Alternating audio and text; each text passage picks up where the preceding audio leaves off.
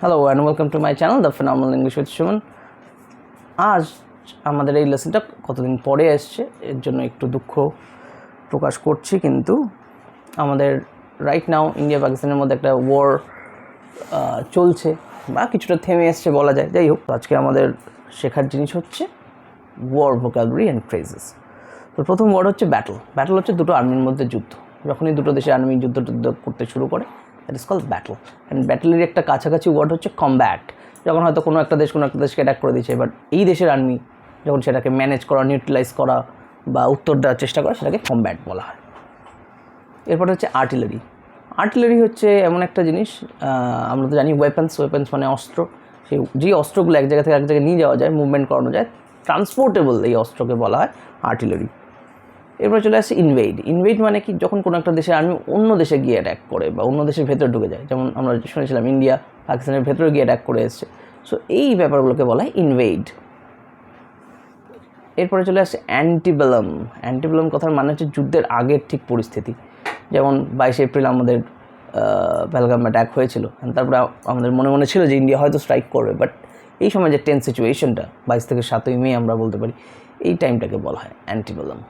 Next আমাদের চলে আসছে সিজ ফায়ার মানে যখন দুটো দেশের আর্মি এরকম অ্যাগ্রিমেন্ট করে যে তারা আর একে অপরের ওপর গুলি ছুটবে না বা আপাতত যুদ্ধ থেকে বিরতি নেবে, সেটাকে সিজ ফায়ার বলে। আর্মি যে কোনো দেশেরই লক্ষাধিক থাকে, আর্মি পার্সোনাল, মিলিটারি ফোর্সেস, কিন্তু সব জায়গায় তো আর পুরো ফোর্স নিয়ে যাওয়া যায় না।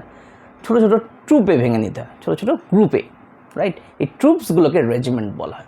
বিভিন্ন জায়গার হিসেবে নাম দেওয়া হয় ট্রুপসগুলোর, রেজিমেন্টসগুলোর, অ্যান্ড সেই হিসাবে অপারেশনসগুলো ছোটো ছোটো জায়গায় থেকে করানো যায়। Symmetric and asymmetric warfare. Symmetric warfare মানে যখন দুটো দেশের আর্মি লড়াই করছে এবং তাদের যে স্ট্রেংথ, যাদের যে যোগ্যতা বা ক্ষমতা অনেকটা একই রকম, কিন্তু যখন দুটো দেশের মধ্যে কেউ একটু বেশি শক্তিশালী, কেউ কম শক্তিশালী, ফর এক্সাম্পল ইন্ডিয়া পাকিস্তান, কি ইউক্রেন রাশিয়া, সেক্ষেত্রে এগুলোকে অ্যাসিমেট্রিক ওয়ারফেয়ার বলা হয়।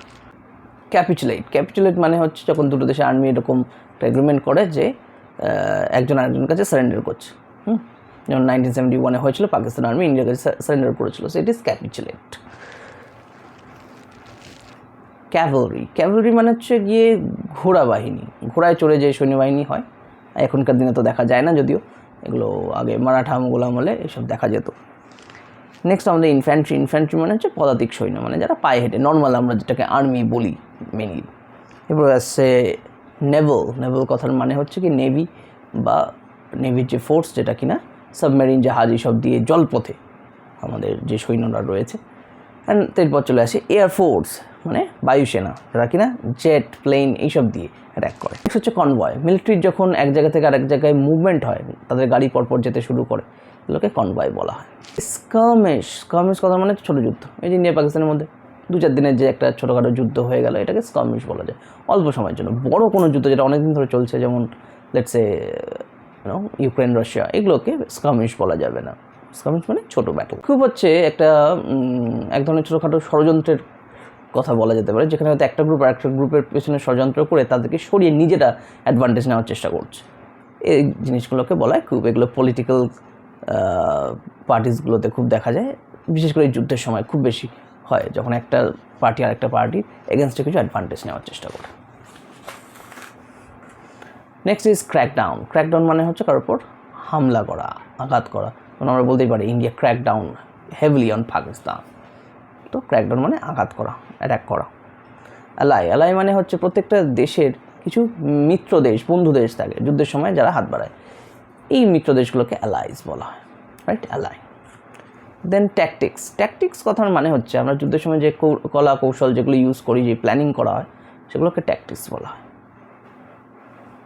বম্বার্ডমেন্ট মানে যখন গোলাবারি করা হয়, খুব লার্জ নাম্বারে, প্লেন্টি, তখন সেটাকে বম্বার্ডমেন্ট বলা হয়। এই ছিল আমাদের last vocabulary and phrases.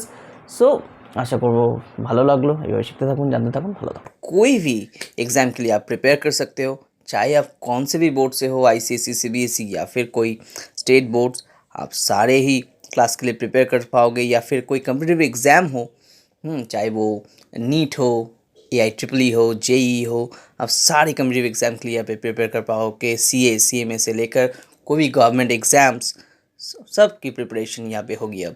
Right. बहुत सारे मॉक टेस्ट सीरीज़ हैं, लाइव क्लासेस हैं, लिंक डिस्क्रिप्शन बॉक्स में दे दिया गया है। जल्द से जल्द डाउनलोड कीजिए, पढ़ते रहिए, एंजॉय कीजिए, प्रिपेयर कीजिए, लाइफ में आगे बढ़े।